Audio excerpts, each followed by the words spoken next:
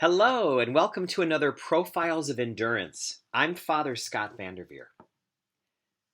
Earlier this summer, as a reaction to the death of George Floyd in Minneapolis, a bunch of local Christians in the Ravenna area where I serve as pastor came together from a number of denominations to do a prayer march from the front of our church, St. Patrick's in Ravenna, to the village office building. In doing that, I got to meet 81-year-old Nell Stokes, a member of Riverview Baptist Church nearby here in Queens. And the shirt that she was wearing as she marched got my attention. It said, "If you are tired, keep going. If you are scared, keep going. If you are hungry, keep going. If you want to taste freedom, keep going." It's a quote by Harriet Tubman, and I started a conversation with her, and she told me about her life as a member of the early civil rights movement in Montgomery, Alabama, where she was born and raised. She came to Albany many, many years ago, but this strong activist, mother, poet, playwright, professional, and proud woman of color shares with us about what her life has been like over these past 81 years and about what lessons she's learned and has to teach about the reality of systemic racism in our society. Listen to this tender conversation as two Christians and children of God try to figure out together how we can help make our country a safer and better place for all. Hello, Father Scott. It's just such a pleasure that you've asked me to share with you today. Thank you. My childhood was basically like any other. Well, back then we were called Negroes, but any other black child growing up in the South. We knew from the time we could remember who we were that we were treated differently than other people, white people. I'll say that because that's what it was all about then, and still that's what it's all about. But I had my mom and my dad, and I had a sister. She was 6 years older than I am, so it was actually sort of like I was an only child. My dad was a deacon in a Baptist church, actually Riverside Baptist Church was the name of the church that he was a deacon in Montgomery, Alabama. And so I went to church from a very young age, and I went. It was an all day kind of thing with my dad because he was in charge of some things at the church, and it was interesting to me because I got to be there and visit with the other people and play with the other children and do various things in the church, participate on different programs, Easter programs, Christmas programs, things like that. But growing up, I went to my elementary school, was a 3-room schoolhouse, and it had 2 classes in each room. And it was interesting because my dad was a laborer. He worked at different places, earning whatever money he could earn. But he also, my parents had moved up from Clio, Alabama, which is Barber County. And they came up to the city, and they brought their chickens, and my dad had sort of a farm at our house. We had chickens, and he had a hog and a goat and some ducks.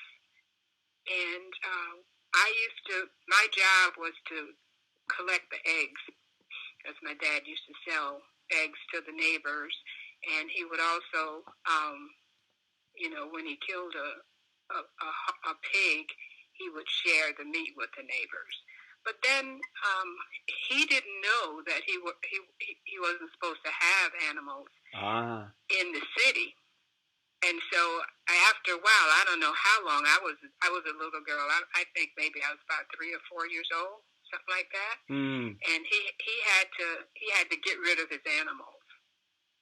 And I had developed a real relationship with Billy the goat. Oh. Yeah. How sad. And so he could get rid of all the other animals, like giving them to people or, however. I don't know how he got rid of them. I was a little kid. I just knew he had to do that. And so we got down to the last 2 animals, and one was a pig and the other one was Billy the goat. And so my dad had to kill them. Oh.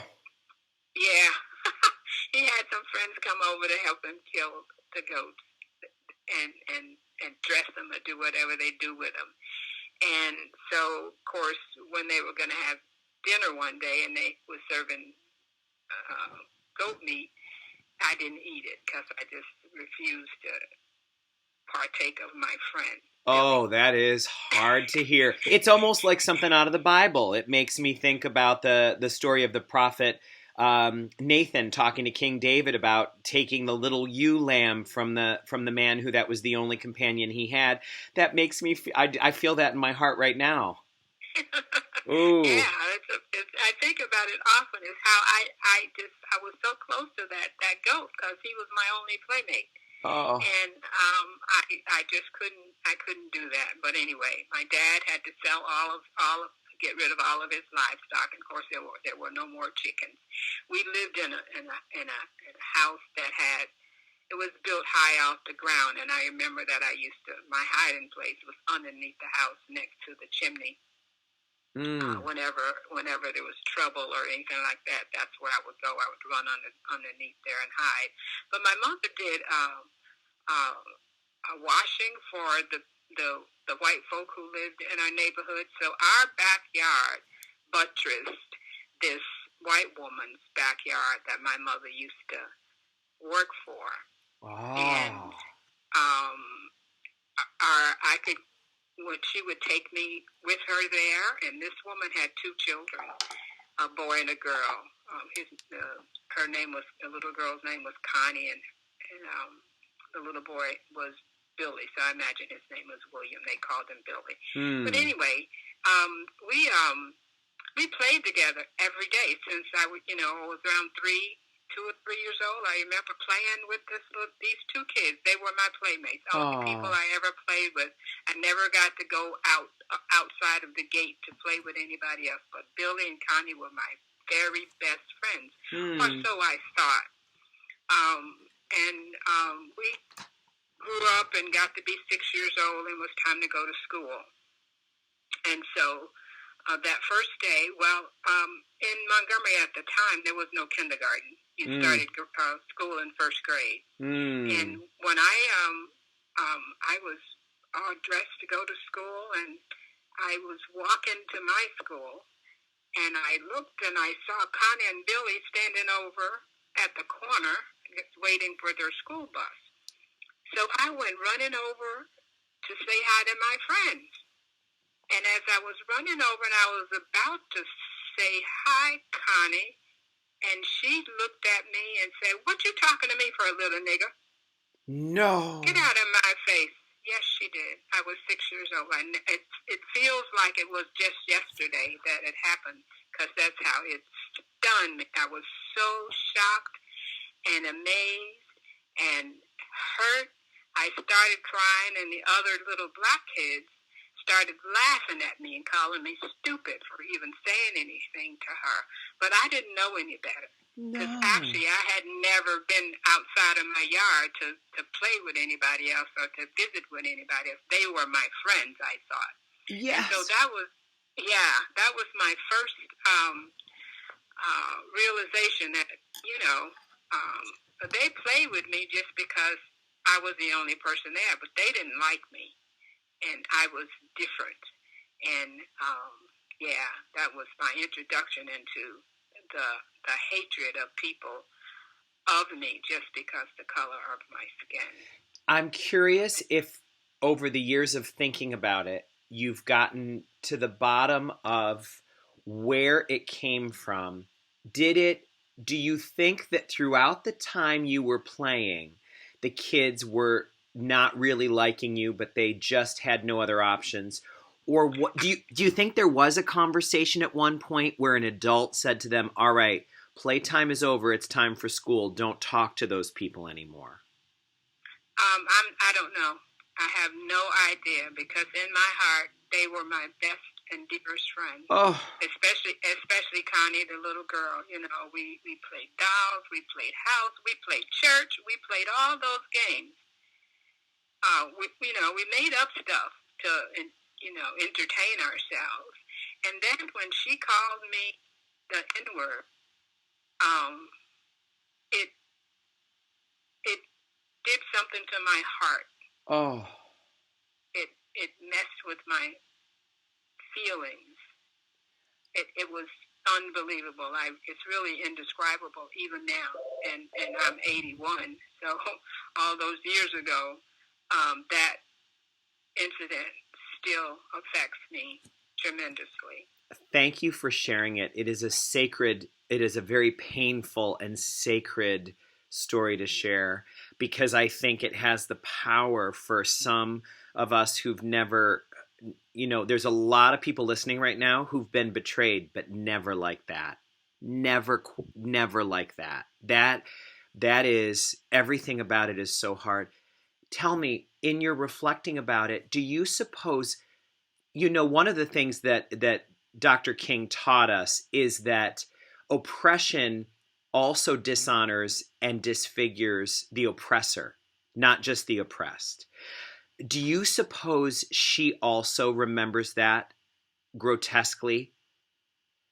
Did she do, as she was doing that, do you sense that she felt that she was dehumanizing herself by doing that? Well, I didn't have that kind of,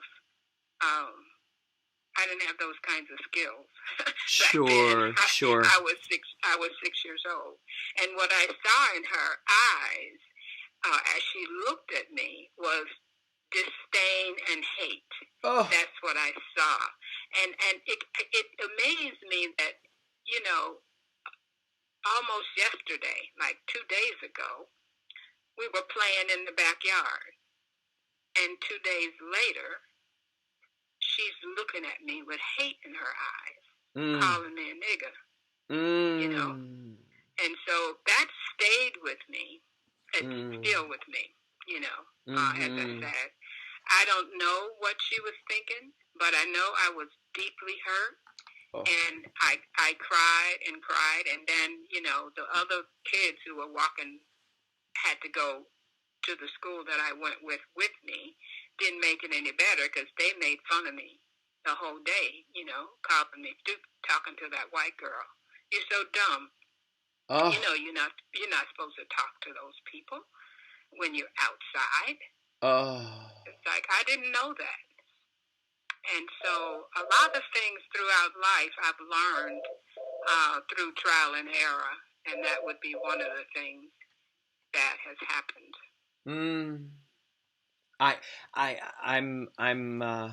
I bow before the immensity of the sadness in the story. It's just such a hard story. It was the bus boycott that is so famous that Rosa Parks is so famously a part of, that there was such an amazing outpouring of understanding in a new way for Americans at that time. That didn't come until, a decade later, really, right? Because you were a 6-year-old girl then. You were a 16-year-old young woman. What were the years in between that and the bus boycott like? More of the same, or a very separate life from white folks? Correct. Everything was separate. In the community where I lived, everything was separate. It was, people talk about the black community now, and it's not really a black community because every nationality lives in the communities now. Right. When I was a little girl, our area where I lived was actually the black community. Everything in my community was run by black people. They owned the grocery store, the doctor's office, the schools, the taxi cab company, the drugstore. Everything was owned by black people. And when we shopped or wherever we went, it was a black person in that place. And so we lived in about maybe 5 or 6 blocks from downtown Montgomery. But I never had to go there because everything we needed was right in our own community, and black people ran the restaurants, different things like that. Yeah. So that's how it was in the neighborhood where I lived. And there were different, everybody in my neighborhood wasn't poor. Right. My family were poor, but there were people who owned big houses with little white picket fences and all kinds of beautiful things, flowers and everything. You walked the neighborhood, you saw all that. But in the portion where I lived was basically, I guess there were poor people. I don't know. I know we didn't have much of anything. And neither of my parents could read or write, but they always found work to do, and they always took care of us. There were no services for us when we were kids. No services. No services. Whatever we got, we had to work for, or our families would share with us. And I do remember, however, the time when there were rationing of food, rationing of everything. So every family member had a little booklet that told you how much sugar you could buy at the store, how much flour, how much, and you had to give a little page out of that booklet to the person at the store in order to get your portion. Wow. Now, I remember that. That's a World War II time memory? Right. Yeah, around there. Yeah. So, I remember the rationing books. But, there were no social services or anything like that for my family. My dad struggled for everything that we had. And as I said, we were considered the poor folk in the neighborhood. And to lose that pig and that goat, to be told there's a city ordinance that doesn't allow you to have this, that made it even harder. Correct. And usually, in our my dad raised all of our food, so the vegetables and everything we had. He had a garden. We had our yard was pretty big, and it was all fenced in with chicken wire fence. And he grew almost everything that we ate, and then he had the livestock. But then after that, he had to go out and find work in other places. And neither of my parents could read or write either. So by the time I was 6 years old, I already knew how to read when I went to school. Because when my mother would be cleaning or doing laundry or whatever for the white lady, because she did not have her name, my mother called her the white lady. Come on, get ready. Come on, get ready. We got to go to the white lady's house. Wow. And she would be reading stories to her children, and that's how I learned to read. She would let me listen. And so by the time I got to school, I knew how to read, and then by that time, I knew how to help my parents with their paperwork and stuff like that as well. Oh, wow. I gotta just say though, here your father was with the limitation of not being able to read or write, but he was a deacon in the church and provided for his family. What nobility! What nobility! Yes, and the other thing when I about my dad is when we went to church, we went to Sunday school, and then you had to get trained in order to become a member. You had to have training. You had to learn Bible verses and things like that. And my dad taught me the Lord's Prayer, the 23rd Psalm, the Beatitudes. He taught me those. I can't, for the life of me, know how he knew them when he could not read or write his name. Unbelievable. But he knew them. So I think it was his memory was so good that if he heard it, he could remember it. Yes. And he had great ingenuity, and he could do things that you wouldn't imagine that a person that couldn't read could do. Amazing. Amazing. So yeah. Oh, tell me, in your town, in Montgomery, how did you know where the black neighborhood ended and the white neighborhood began? How was that dividing line marked? Well, I can't answer that question specifically because I never really left my neighborhood. I was always there. I knew we didn't have a car to drive around anywhere, but I knew that there were a lot of people, family members especially, who worked in the suburbs out, in the white folks' houses, cleaning and all that stuff. But I never knew how they got there. I never went anywhere. I was just a part of my neighborhood. Now I could go downtown. I could walk downtown. It was that close, downtown Montgomery. But to go to other neighborhoods, I don't know how they were set up. I know some of my family members lived on the other side of town, which was a different kind of black neighborhood. But I don't know how it was set up and how the boundaries were given during that time. Some things you just know you know by looking and listening, but you don't really have the understanding of how it actually works. Yeah, that's right. And I think that's true. I think that's one of the things that's so hard for all of us to understand what we mean when we say systemic racism is the fish can't describe the water that she's swimming in.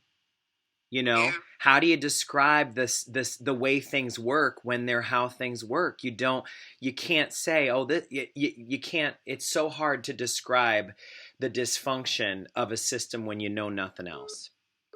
And that is, yeah. And that's one of the reasons I think that all people should study their own history. For 401 years, African Americans have been discriminated against, and systemic racism was built into the system.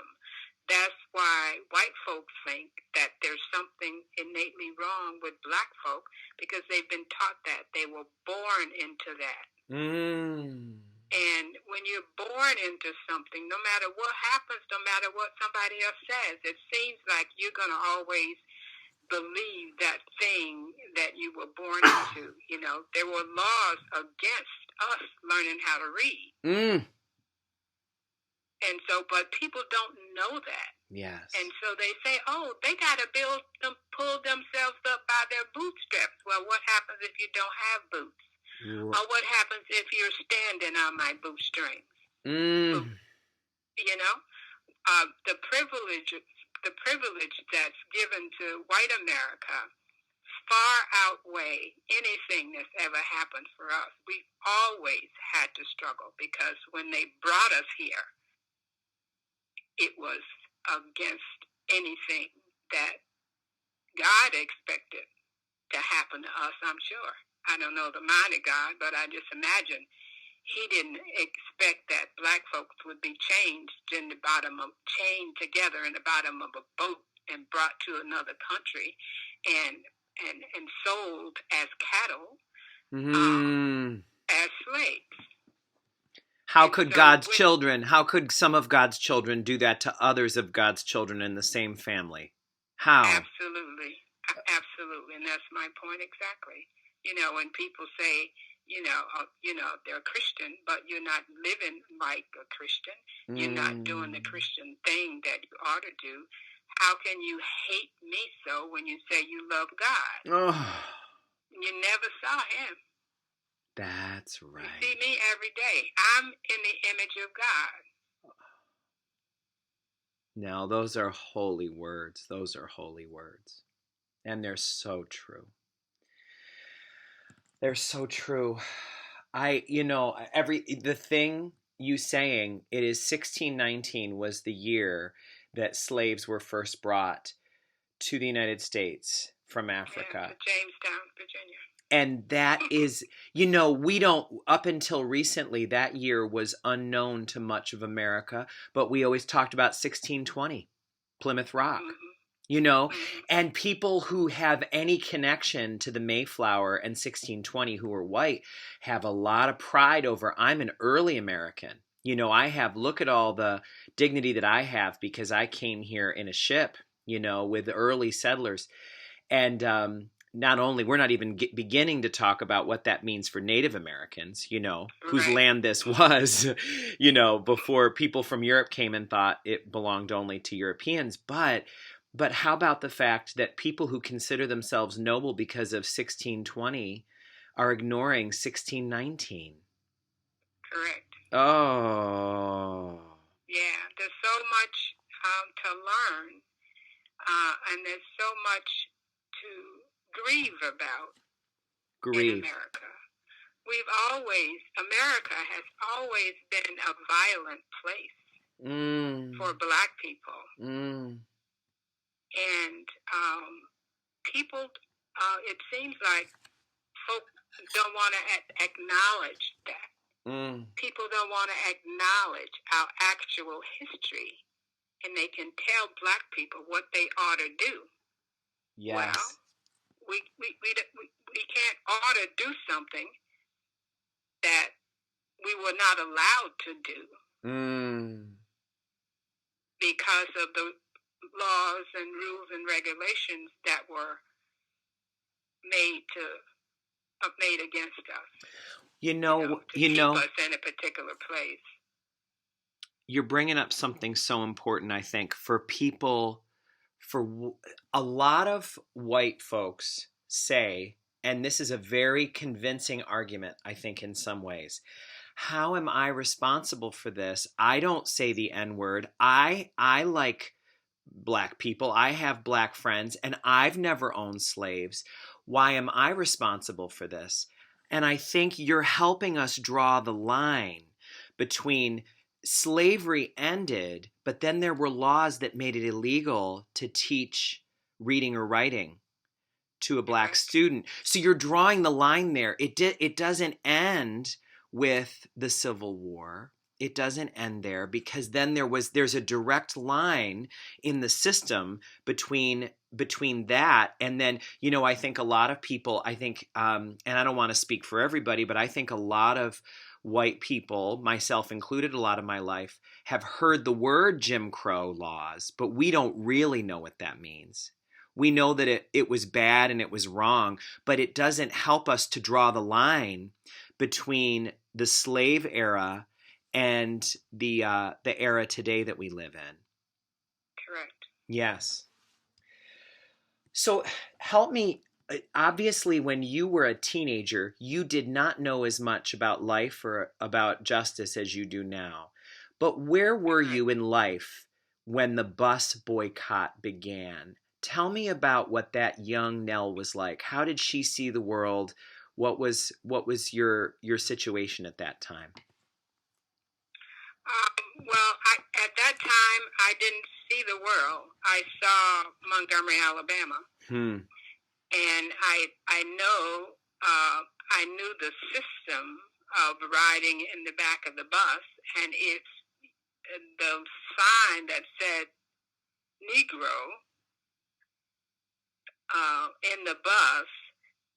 If the seat there was filled and a white person got on the bus, you had to get up from your section so they could sit down.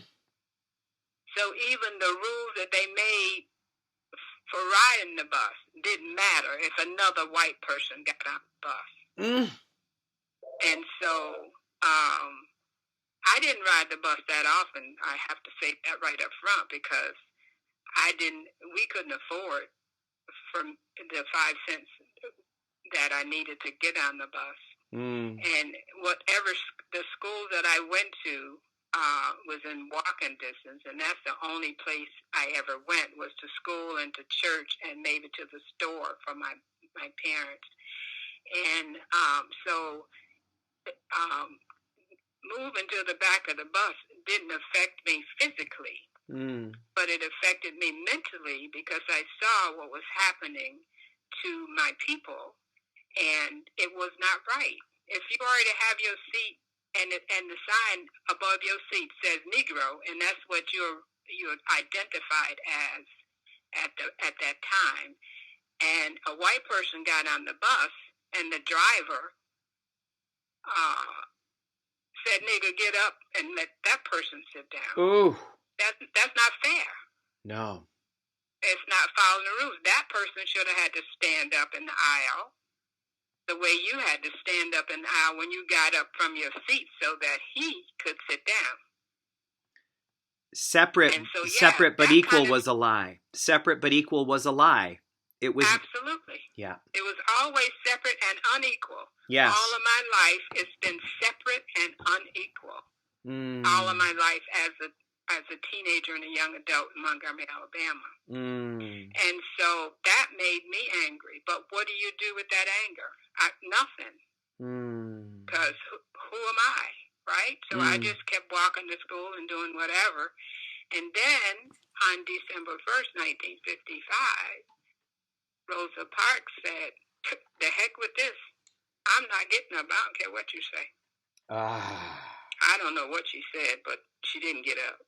No. So I often say that she sat down to stand up. Yes. And I just appreciated that so much. I was so happy. And so on my way home from school that afternoon, some of the kids who lived in my community, because we had to walk through Alabama State College campus to get home. The buses were parked there, so we put our pennies together and we bought some eggs, and then we threw them at the bus. And that just felt freeing. Gave a little bit of relief because we got some steam out. Yeah, we threw eggs at the bus. Yeah. Well, we only had enough money to get 1 dozen, so. Yeah, but that's physical. 2 or 3 kids and 12 eggs. Like you said, after all those images were in your eyes, coming through your eyes of injustice, and you had nothing you could do with the anger, you finally had one little thing you could do. Right. Yes. I throw my egg and hit the glass on the bus and then watch it just ooze down. Yes. Yeah, that made me feel good. Yes. Yes. And so after that, the bus boycott started. Well, actually, it only was supposed to be 1 day. And so after it kept going, after the 1 day was over and they kept going, I walked down to the taxi stand was owned by this man named Eddie Posey. And the taxi stand, one of his taxi stands, they were using it as a headquarters to get rides to people who needed to get from here to there. And so I went down there just curious teenager to see what was going on and what could I do. And I ended up volunteering there for a bit of time, maybe 2 or 3 months, just hanging out and picking up trash and sweeping up the floor and emptying the garbage and stuff like that. Nothing big, but things that needed to be done. Well, at the time, I didn't realize that it would be as big as it was, and it would be something that I could tell people about at my age now and say how proud I was to have done that little bitty task. And in in that time, so a few times while I was there, um, Dr. King and Rosa Parks and Ralph Abernathy, I should say Reverend Ralph Abernathy, they would come in just to see how things were going on, see how things were going, and what the volunteers, the adult volunteers needed in order to make things work smoothly. Well, I got to see them. I didn't realize that the bus boycott would have such an impact on our society. Otherwise, I would have asked for an autograph. Yes. But yeah. I never thought of that. I didn't even know what an autograph was at the time. I was just there, as a curious teenager, just helping out and just being nosy, really. You want to hear the real truth. I just wanted to know what was going on and how this was going to work and what I could do to help. And the little thing I did to help was actually a blessing to me, something that I'm really, really proud of. And that, so I got to see them. I didn't get to speak to them or anything like that, because back then, kids, you didn't run up to grown folk and talk or say anything. You just stayed out of the way. But yeah. I'm so amazed at your closeness to the greatness of that, and how greatness before it becomes recognized is very ordinary. It's just doing what has to be done. Absolutely. It's amazing. What you wound up moving from Montgomery, Alabama, which was a very big deal, right? I mean, you were an Alabama girl who never left. When was the first time you left? It was in October 1963. You'd never left Alabama until that time? I never left my community until that time. I didn't even go, well, let me take that back, because I have family that lived in Clio, Alabama, which is about 46 miles south of Montgomery, and I would go down there. I got to go down there when I was a very little girl. I think 6, 7 years old, to stay with some of my kinfolk for the summer, during the summer months while school was out. So I did get to go there. And then when my niece was born, she was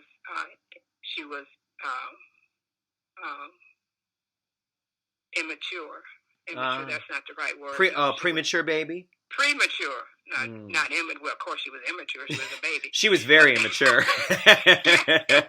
She was premature. She weighed less than 3 pounds. Yes. And at that time, when she was born, there were no hospitals in Montgomery, Alabama for Black people. And so she had to be taken to Tuskegee, Alabama, to the hospital there. When you say there were, I'm sorry for interrupting, but when you say there were no services for your family, we're talking even hospitals. I mean, I think for our listeners, come on, Nell. I think for a lot, I mean, I am, just when you think you know what it's been, I didn't know that. I didn't know that I would have, it was already bad enough to think that you couldn't all go to the same hospital as everybody else in the community, but there wasn't even a hospital. No, there was no hospital for women to have their babies in Montgomery, Alabama, when my niece was born. And so my mother knew somebody with a car. I don't know. She went and got someone. And the midwife and my mother and the driver and my sister and I went to Tuskegee with this baby, and they let me hold the baby on a pillow all the way there, and that was like 46 miles or so. And so I got to hold she was so little, she looked so fragile, and you couldn't do anything with her. It's like touch her, you'd think she'd break or something. She was so tiny. She was less than 3 pounds. And So we drove her to Tuskegee, and she stayed there maybe 5 or 6 months before. But yeah, there were no hospitals in Montgomery, Alabama, for women to birth their babies. Oh, terrible. And actually, one time my mother was in the hospital. She had surgery, and they had a little shack out back to bring the people to, the black people to, once they got through with their surgery. So they had a room in the hospital where they could do the surgery. And then after they finished, they would roll them out the door to that little shack in the back for the recovery. And my mother got pneumonia and almost died out there in that little shack. So yeah, it was more than anything that you would ever think that would happen. And that's why I say that everyone needs to read our history. It's there. It's not on Instagram. It's not on Facebook. It's in books, in libraries, that talks about the history of America and how black people were treated. And I think if more people avail themselves to that information, they would have a different idea of what it's like being black in America. It's one of the most difficult ways to live your life, is being black in America. And we do it every day. And we've done it for 401 years. And under great duress. Have you found that many people thought that it used to be hard, but now it wasn't? Do you find that a lot of people say, well, Nell, I don't understand what you mean. I mean, what you're describing from Alabama in the 40s is different than it is today. Isn't it normal today? No one's ever said that to me. No, they never have. Because I used to cuss back in 1970. I stopped cussing in 1972. So if somebody said that to me right now, I would have to cuss them out. Yeah. I love it. Yes, you would. Yes, you would. Yeah. It's like, it's unbelievable, the things that, we have to go through as black Americans. And the way I got to, back to that question you asked about how I got to Albany, New York, my husband, my first husband, worked at Gunter Air Force Base in Montgomery, Alabama. And in that year, I think in maybe May or June or something like that, he got laid off from his job. So in July, his mother and his aunt came to visit. They lived in Albany, New York. They had left there to come up here to work as housekeepers for people. I don't know what people, but they were live-in help, live-in maids, the both of them. And so they came down to visit that summer, and he had just lost his job, and so they said to him, so why don't you come back home with us? There's plenty of jobs up in Albany. And so he left and came back to Albany. Came to Albany with his aunt and his mother. And they got here, I think they said that weekend, Friday night or early Saturday morning. And Monday morning he had a job. Wow. Yeah. At the Frangella Mushroom Company in Queens, New York. Right here, where we're talking from today. I'm at St. Patrick's in Ravenna as we speak. So how about that? He was brought here. Now, what? This is the summer. So if you're going to move from Alabama to upstate New York, summer's the time to do it, because it fools you into thinking you might be able to survive the weather change. No, I didn't come in the summer. He came in the summer. He needed to find a job first, and then he needed to find a place for us to live. We had 4 kids at the time. Wow. So when when they brought when they came, they brought one of our sons with them, and so when I came, I would only have 3 kids, not 4, to bring by myself. You know about hard work now. You just. Oh yeah, oh yeah. So then he got a job that following Monday, as I said, and then I came October 1963. So it was like July he came. 3 months later, I came. I never left Montgomery except for those two places, 2 times I went, to Tuskegee and to Clio, Alabama. And then I had to pack up and figure out a way to bring our things and bring our 3 children to Albany, New York, on the Greyhound bus by myself. Was your heart breaking? Actually, my heart didn't break until I got here. Because I thought I was coming somewhere. That you thought, and where did you think you were coming to? A better life? I thought, everything would be better. The housing, the people, all that stuff. And then it was such a difficult trip from Montgomery to Albany on the Greyhound bus with 3 kids, one of whom kept getting sick. No, because of the riding. Oh. I had no idea how far we had to go. I had no idea how long it would take. I had no idea how to plan for bringing 3 children with me on the bus.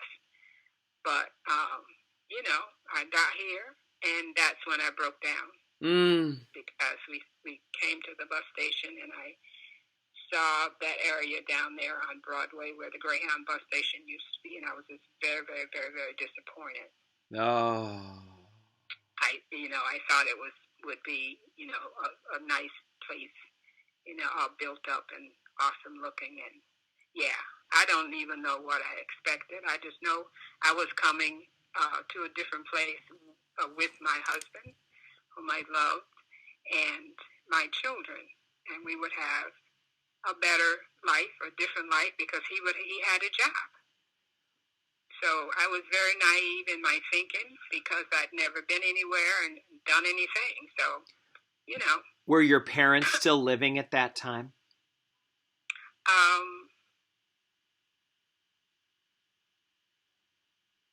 Yes. My parents were still living, but my parents had separated.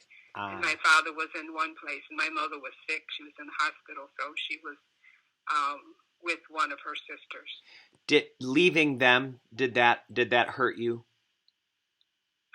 Yeah, it did. Leaving my family and leaving a place that I was familiar with, that was very, very difficult.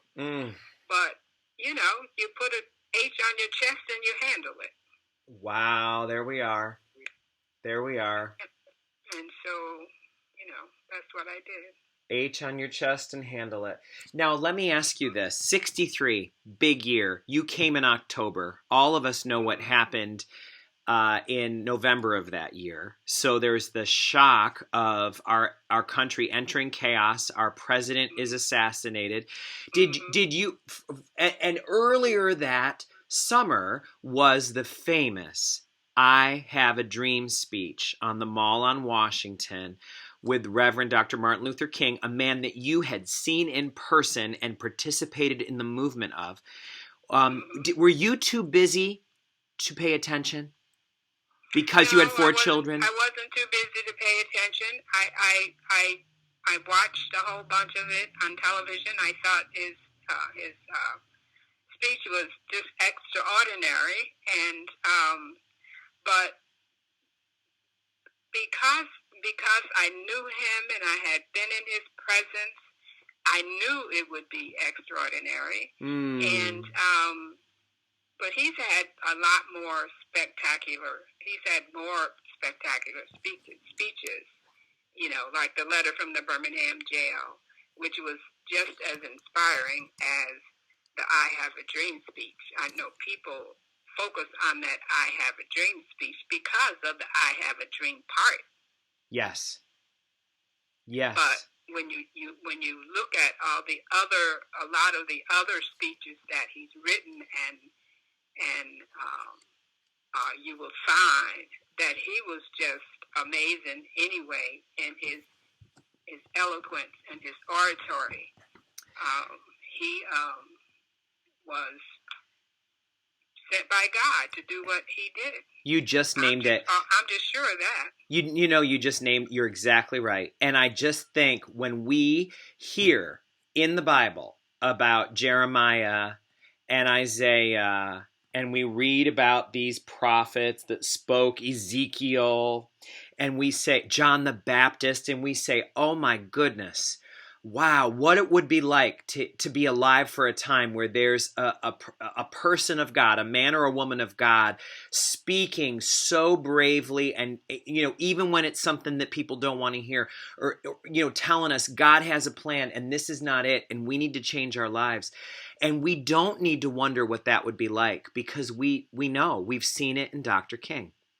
Mm-hmm. That's what it's like. That's what a prophet is like. He's as much a prophet as the Bible prophets were. Mm-hmm. Absolutely, I believe it. Me too. I do.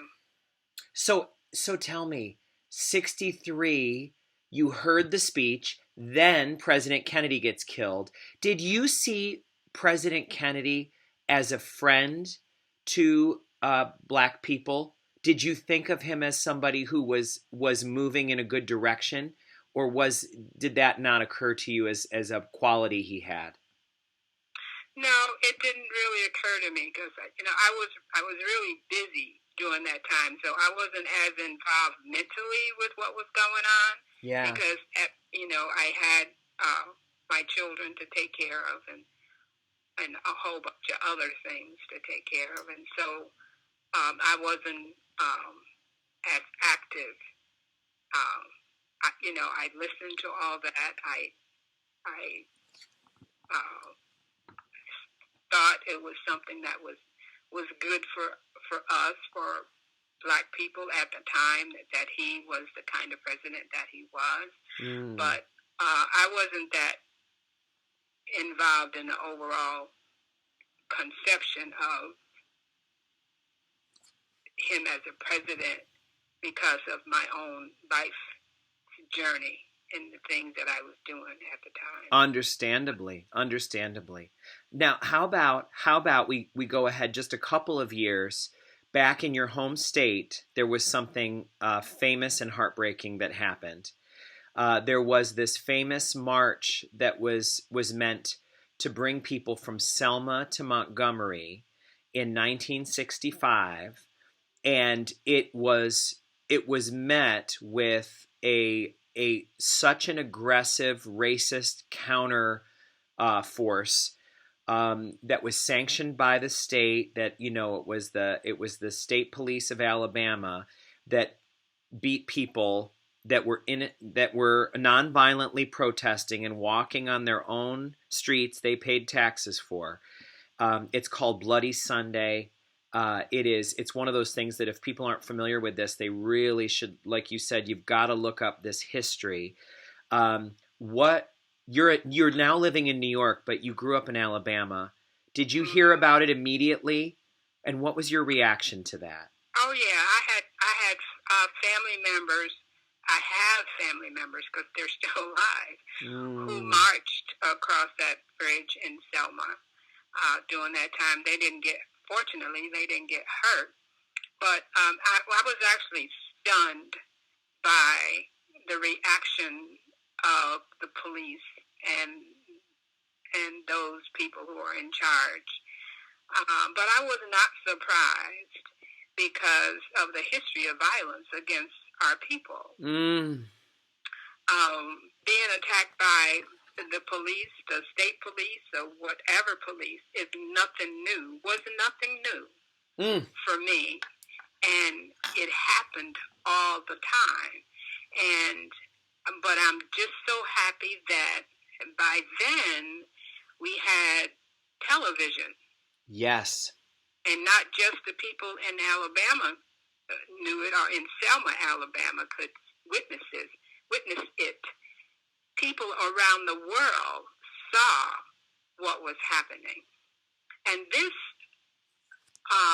was a march to demand voting rights. It just amazes me how some people still think we're 3/4 of a person. Oh. You know, still, this day, 2020, some people still think that, and that we are different because we're black. And that's not the case. You got it. You know, what's so interesting is we're living in 2020 when we're in an election year, and there's a lot of talk about safe and fair elections. And that, you know, what if there, you know, we lived through the year 2000 where, you know, there was election errors and irregularities in Florida, and everybody knows about those things. But what maybe we're not drawing the connection to is black people have never felt that their right to vote has been protected or promoted. It is constantly under attack. Absolutely.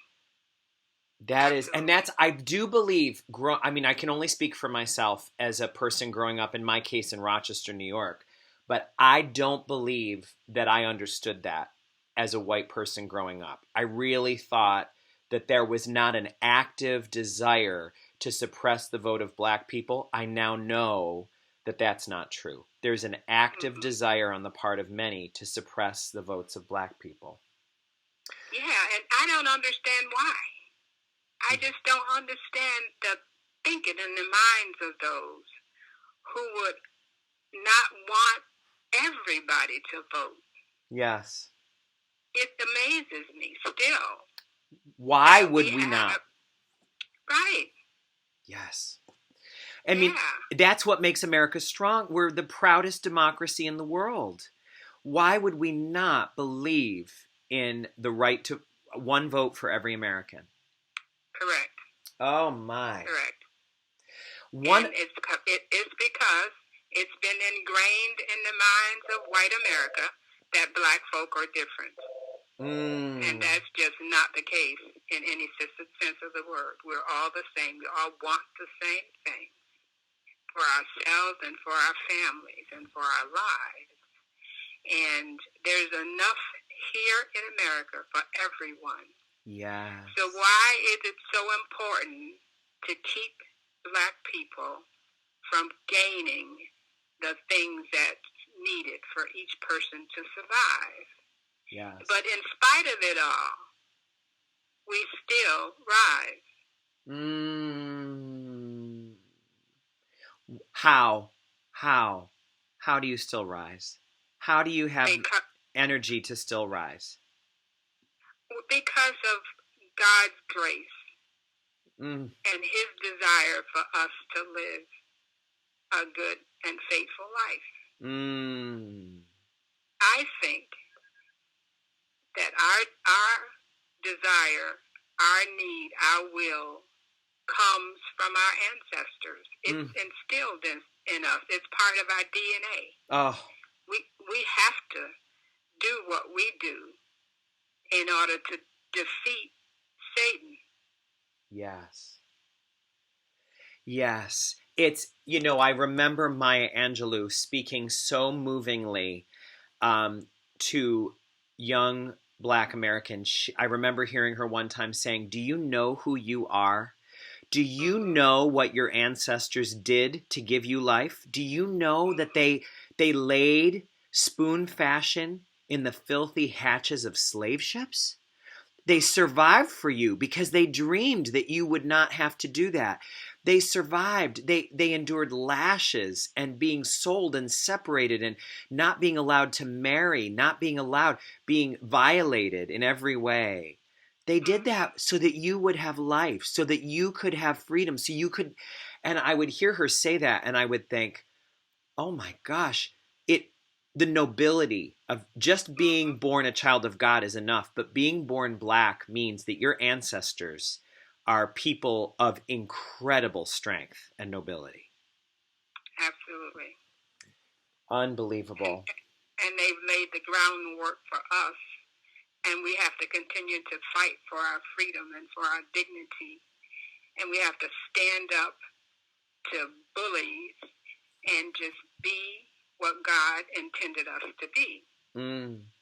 And that's awesome. It's the word I always say. Awesome. Awesome. Yeah, I asked you when we started our conversation today, I asked how you're doing, and you said awesome. Which I love. Yeah. That's I faith. always say awesome. And I'm awesome because God is awesome. And he made me to be all that he wants me to be. So, awesome is it. It's been your faith that has gotten you through. It's been your faith. Absolutely. It's been your faith. Absolutely. Oh, tell me, what do you ever get mad at God for because it's so hard? Do you ever say to God, Father, please don't let another generation go through more of this? Yeah, all the time. I get mad at God and I get mad at people. I have a lot of anger. I have a lot of anger inside me. Mm-hmm. And but I try to form my anger and use it in a productive manner by doing things that's going to benefit my people. Yes. I know when I worked for the Albany YWCA back in the 70s, and while there, the one imperative of the YWCA was to eliminate racism wherever it exists and by any means necessary. And I thought that was an interesting one imperative for a white organization. Yes. Because when I went to work there in the 70s, I got my job because I was black. Because they had gotten a directive from the national board of the YWCA that said that the Albany YWCA had to hire a person of color in their administration. They were going to lose some kind of funding or something like that. And so I went there looking for a job and didn't really want to get a job because I wanted to go continue college. I had just started college and I wanted to continue going, but the Department of Social Services, because by that time my husband had left and I had to get assistance from Social Services in order to help to take care of my children. I worked, but my work didn't pay enough, and so they said I had to go to get a different job. I got laid off from one job, and then I signed up at Hudson Valley Community College, and I got accepted, and I was going to college. They said, Social Services said I had to quit college and go work, and so I went to the Y for this interview. Someone told me they were hiring. I went there, and I did everything that was you're not supposed to do at an interview because I didn't really want to get hired. But the woman hired me anyway, and she probably hired me because I was the first black person that walked in the door asking for that job that they had to give to a black person. And so I went to work for the Y, and I tell people now, and I told people then, I got my job at the Y because I was black, but I won't keep it because I'm black. I'll keep it because I'm excellent and I'm doing good work. Yes. And so while there, I was in charge of. I was the director of the teen group. And so when I read that one imperative, I thought, oh my God, what are they doing to eliminate racism? And then one time in the middle of the night, I woke up with this idea of having a famous Black American essay contest, because then people would learn about Black history and about Black people who had made excellent, had done excellent things for our history, for our country. Yes. And it would help people to get rid of the racism. That's my thinking. Well, so I in 1980, we had our first contest, and we did it in February, and we had 28 winners to represent the 28 days of February. And I was able to negotiate with the 3 TV stations that we had at that time, and also some radio stations to have moments in Black history on TV. And that started in 1980. And if you ever see those moments in Black history on TV as you watch right now, it's still going on. Oh. I started that. Oh, that's wonderful. The YWCA closed after 15 years of the essay contest for lack of funding in Albany. And the Delta Sigma Theta sorority 2 years later picked the contest up, and they just changed the name to Creative Expressions Contest. But they kept the majority of the rules and regulations that were set down back in 1979, 1980. They added some great stuff, and there's still moments in Black history on TV right now. And in their publication, they always give me credit for being one of the people that started it. So I'm very, very proud of that. So that's sort of what I do with some of my anger. Yes. Is try to bring things to bear so that people can see if they want to see. Because some people don't want to see. They don't want to know. They just want to be mean and ugly and nasty and kill us. And some, I don't know if you've been able to make sense out of this, but some of those people, Nell, are Christians. Yeah. How? That's what they say they are, and I don't understand. How could you be a Christian and act like this? You don't know any more than I do. Why? You don't get it either. No, I don't get it. I really don't get it. And maybe I do get it a little bit. It's because they don't know the history of America towards Black Americans. Yes. They don't know the history. They don't want to know. They'd rather think that we are other than human. Yes. And shoot us every chance they get. You know, Nell, one thing we haven't talked about is you actually, because you've lived so many chapters of your life, one of the chapters of your life involved you being Catholic for a significant chunk of your life, which is wonderful. And I bring that up because there's a Catholic teaching that Baptists don't share, but I think it's interesting to just have a little moment with it, because I'm not promoting Catholic over Baptist in any way at all. But I think what you just said is interesting. The Christians that don't know the history.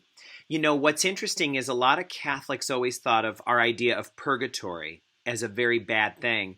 And it's been taught to us, it's been retaught, no, purgatory is a good thing. Purgatory is our human way of trying to put into words something that just has to be a part of our entrance into heaven, which is the citizens of heaven just love all the time, and they live in the joy and the complete fulfillment of God.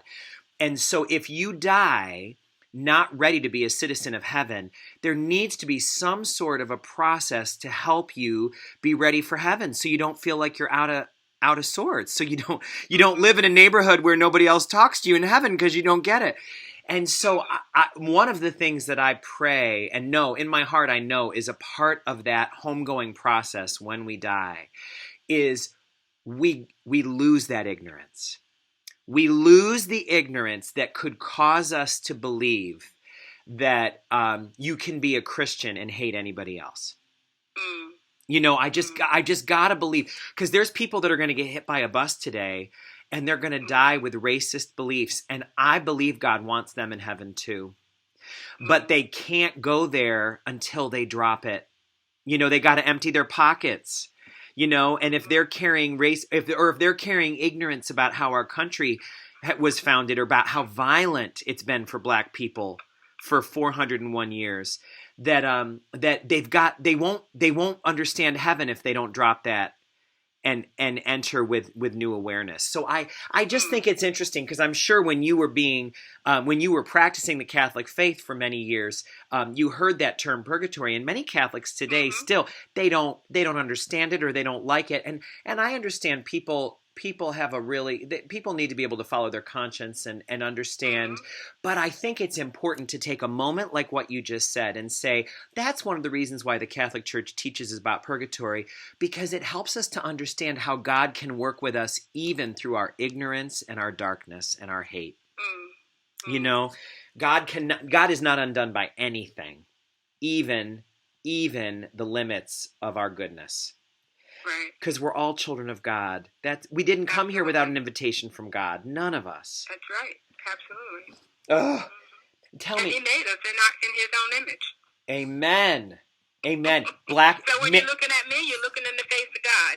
So you need to be nice to me. Oh, when you look at me, you are looking into the face of God. So you need to be nice to me. Amen. Yeah. God made us black and white, male and female. No exceptions. No exceptions. Absolutely. Tell me, now, you said that channeling your anger is important. One of the things I've learned about you is that you are both a poet and a playwright. Tell me about some of your work in poetry and in theater. Is that one of the ways that you channel the things that you've experienced? Yes, it is. And, writing helps me to get through the day sometimes. If I put it on paper, then it's no longer in my brain running around in there with all the other stuff that's in there. And so I can just release that and let it go. But you asked a question about me being Catholic once upon a time. Yes. And the reason had nothing to do with religion or Christianity. It had to do with 45 minutes.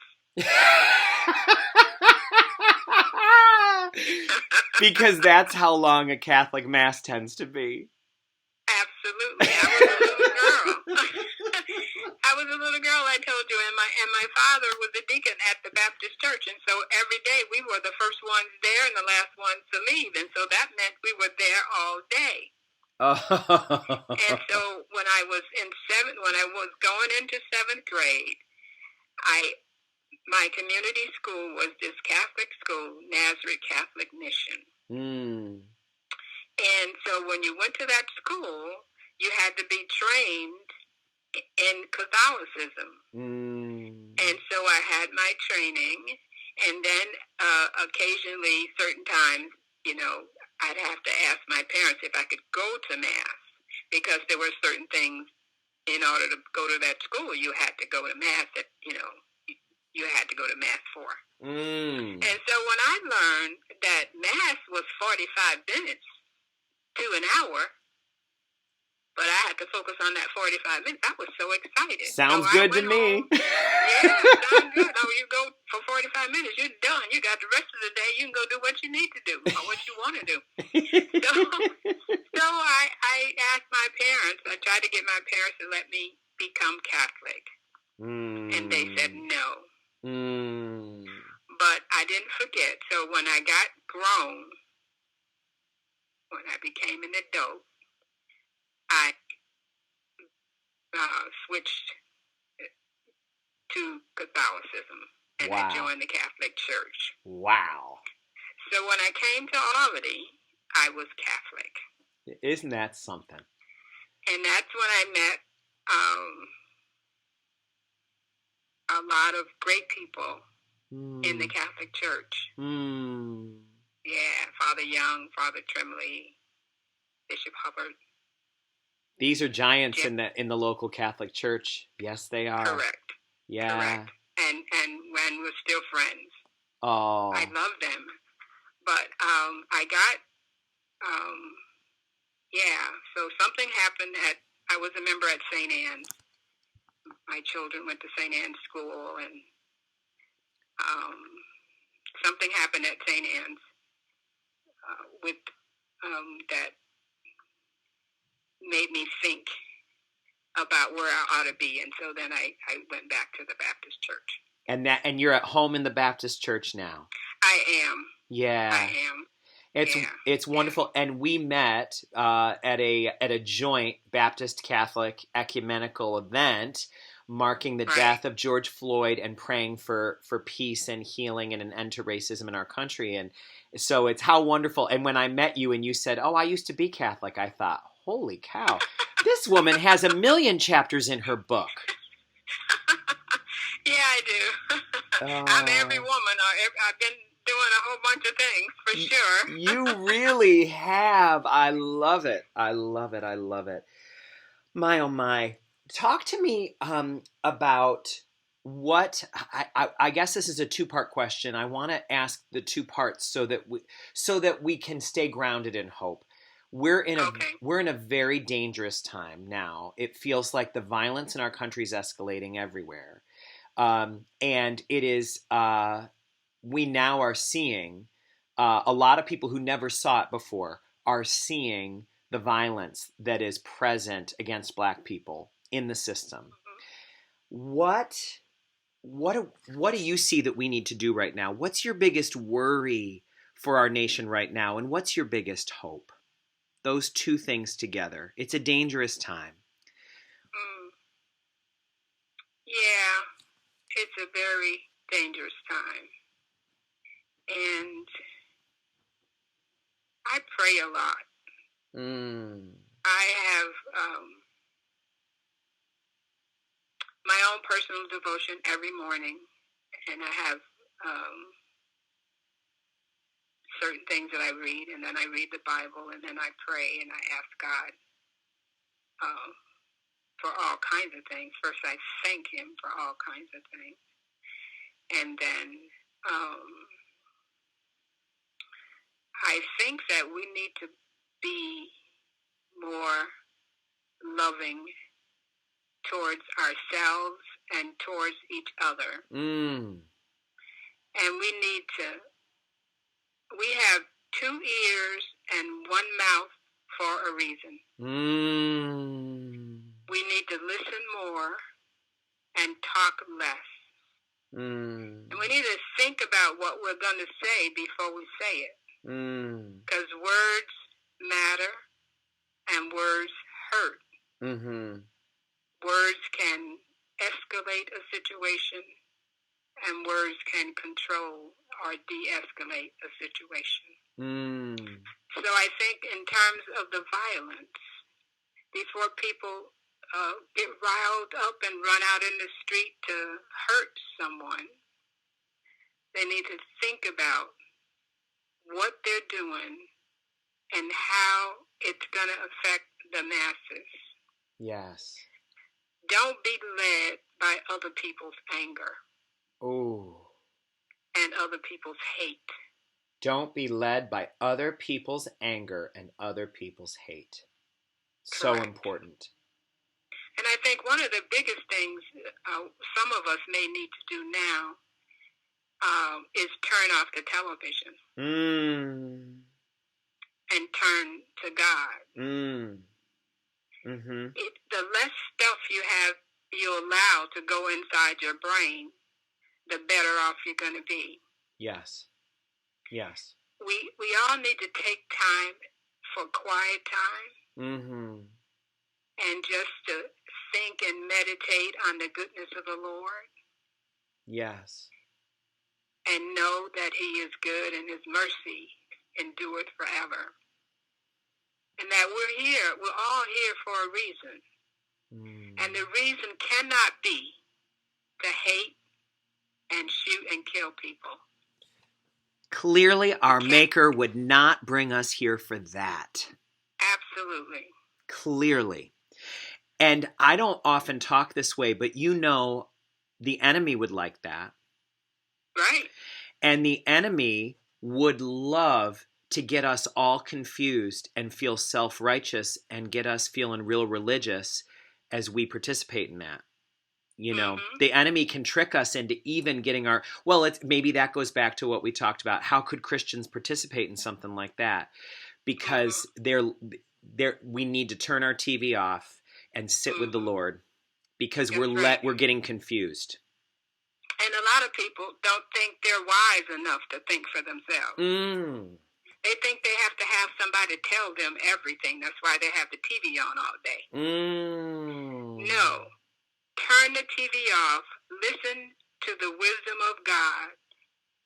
Think in your own mind what is right and good, and then do it or not. It might be that you just need to sit down and shut up. That might be what you need to do. Yes. Or keep it to yourself. Everybody doesn't need to know what's on your mind.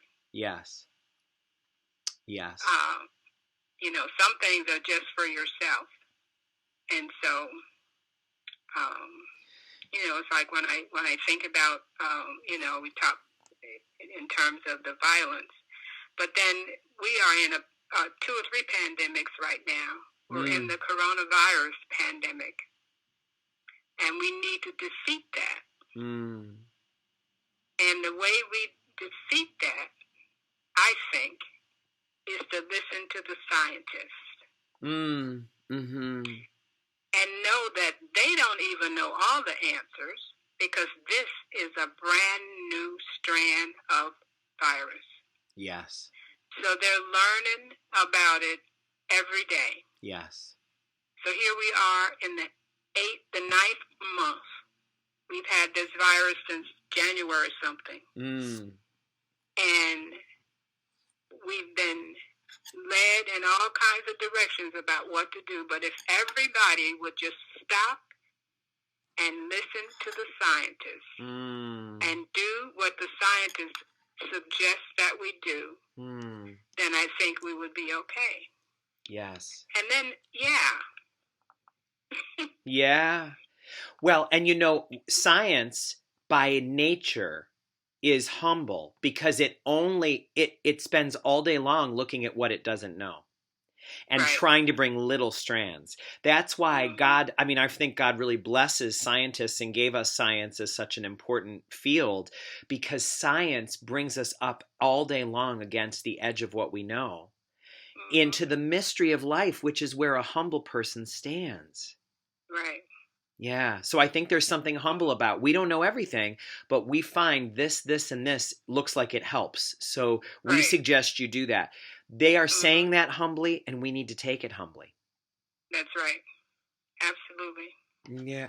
You said there's multiple pandemics, though. Say more about the other pandemics. Well, it's the racial violence, the economy, people losing their jobs, all of that. They're pandemics in a sense of the way. Because, something can be done about it if we stop and think and try to do the right thing, do what's best for each other and for us, rather than be angry and fighting about it all the time.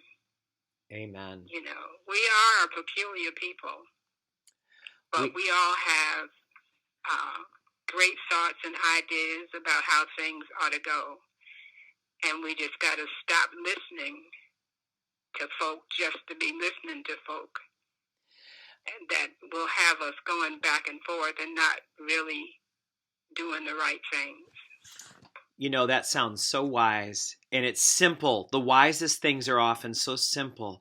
But I'm thinking as you say that about something that was said about us in the Bible, our people, which is we are a stiff-necked people.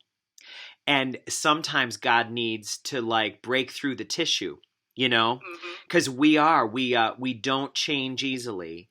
And, our ancestors, wandered. We were very proud, against our Maker, a lot of our history. you know, and Mm-hmm. we had God lead us through the Red Sea. And then as soon as we get to the other side, we start worshiping a golden calf that we made out of our own jewelry. Mm-hmm. You know, what the heck is wrong with us? I mean, you know, I this is, know. this is original sin. This is what original Yeah, sin because looks we're so like. finicky. You got it. We're so finicky and we're so fickle and we get so dissatisfied and then turn against our maker who's given us everything and Mm-hmm. turn against the other children that our maker made as if we decide how things work instead of how our maker decides. Yeah, Oh, yeah, that's right. oh, I've got now we're starting to run a little short on time, so I want to ask you a couple of important questions, and one of them is, and I know that you I can't expect you to know everything, but I'm curious what your advice would be with all the experience you've had. I talk to a lot of people who are feeling hopeless about society right now. It feels so far gone. It feels so, everything feels impossible. There continue to be, every day in the news, there's more stories of Black Americans being beaten and killed. There are more angry protests. There's so much that's hard right now. If somebody feels helpless, they feel helpless. Maybe they feel like the election is not going to be fair either because of mail-in ballots and fake voting or because of the new generation of Jim Crow stopping people from voting, making it hard. When someone feels helpless, what do you say is the first step? If somebody says, "I just feel like giving up," what would you say to them? Well, if I would say that God would not be pleased if they give up. Mm, And I think that the fact that God continues to wake us up every day, mm, we need to have a desire to live our best life, no mm. matter what's going on out in the world. Mm. I would encourage them I would tell them to be encouraged that you're still alive in whatever shape you're in. Mm. And think about the things that you can control. Mm. And then go ahead and be God's hands, eyes, ears, feet, and help somebody else in need. Mm-hmm. Put some gratitude in your attitude. Mm. And thank God for the provisions He has given you. Mm. And then I say to those people, because a lot of times I get a lot of phone calls from folk I don't know. Well, Mm. I have caller ID on my phone. I can pick it up and look and see. If I don't recognize the number, I don't answer. Mm. And I would say to those people who are maybe homebound or whatever, don't answer your phone. Yeah. Let the answer machine pick it up. Mm. Wait to hear the voice. And if you don't recognize the voice, do not answer your phone, because people can confuse you That's right. about whatever. People are, they can get you on the phone and talk you into anything. So the best thing to do is not to answer the phone. I'm going to spread that word now. You're speaking so wisely. I hadn't thought of that, but you're exactly right. I get phone calls all day long from robots and from people with an agenda, making all sorts of assumptions about me, maybe because of where I live or my job or the color of my skin or whatever else they've figured out about me. And I've gotten things in the mail that are so confusing. I get things in the mail sometimes that are from wolves, but they've got sheep fleece all over them. Right. And it's so confusing. You could get a person real good and confused but if you didn't ask for that mail, and if it's coming telling you all sorts of stuff, don't spend time with that. That's right. And don't answer that phone. Yeah. Let the answer machine pick up. And if you don't have an answer machine, just let it keep ringing. Eventually, they're going to hang up. You're right. Because it's just like that. And then the other thing we need to do during this coronavirus era, because we're all alone. I'm alone with myself. I love myself. I like being with me. Mm. I I can find all kinds of things to do right here in my home with me. I'd love to read, and so I read books instead of watching TV. I don't always want somebody talking in my head. Because I said, I got a whole lot of folk already in there talking. And so I have to focus on some of them sometimes. So then, you need to change your habits. And it will change your outlook on life. And then if you really want to do something, you want to get out, contact your favorite community organization and volunteer your service. Yes. There's so many people looking for volunteers. Don't complain about stuff that you can't change, but work on the things that you can change or that you can help with, because helping others make you feel better. It does. Yeah. It does. And then, it's like you don't need to be entertained all the time. That's why I said, turn the TV off. You don't need to be entertained all the time. You can just sit and relax, and there's a whole lot of violence and mayhem on TV as well. Not just necessarily talk shows, but the movies and all that stuff that they have on. Sometimes we need to just get that out of our heads and think about God and the things that He's blessed us with, and how we can help others, and how we can be a blessing to others. Oh, beautiful. It gives me hope to hear it. I know that's true because my soul vibrates when you say that. My soul tells me that's right. That's right. Yeah. I'm glad. We've covered so much ground, and it's so beautiful. We're going to have to go in a moment. So I'd like to just ask, is there anything final word you'd like to say? This doesn't have to be our final conversation by any means, but is there anything else you'd like to say to our listeners before we wrap up?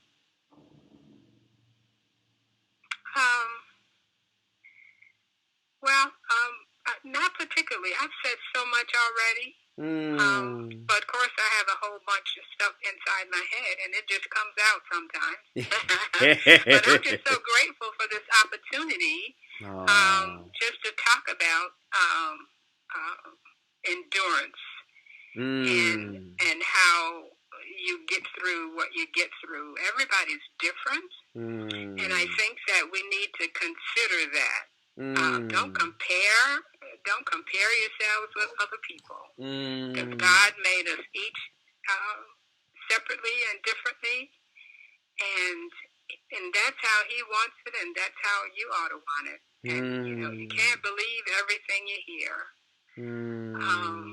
Just be grateful and be loving unto yourself as well as others. Beautiful. What you just said there, I'll tell you, how sometimes when someone speaks, it's all good, but there's one thing that just jumps right out. And what jumped out for me is that's how God wants it, so it's how you ought to want it. Want what God wants, and all shall be well. Right. Because God wants the highest good. Yes, He does. So what I'd like to do, I like to end these conversations by giving the listeners a chance to just sit for a moment with it and just treasure this gift that God has given us for this time together. Listeners, I'd like to just ask you, what are you going to take with you from today's conversation? Are you thinking about that white girl, Connie, who may now be an 81-year-old woman if she still lives somewhere in Alabama or in the world? Are you thinking about that moment of betrayal? What did that do to you to hear that story, that shocking story? What are you thinking about when you consider times that you've asked or expected other people to pull themselves up by their bootstraps, failing to notice that they didn't have boots or that someone's standing on the strap? What did Nell say today that broke your heart? What did Nell say today that brought you hope? How do you feel a little more prepared to endure after listening to this than you did before you began? Nell Stokes we owe you such a great thanks. You really opened us up in big ways. And you know what I'm thinking of as we end is the beautiful beatitude, blessed are those who mourn. There is something good about mourning because it's a broken heart that's an open heart, and we're now more open to see how God wants to see the world, because we have had our hearts, whatever was hardened in our hearts is a little more broken open now. So I want to thank you from the bottom of my heart. Thank you. Thank you. It's been my pleasure. And thank you to all of our listeners. God bless you all.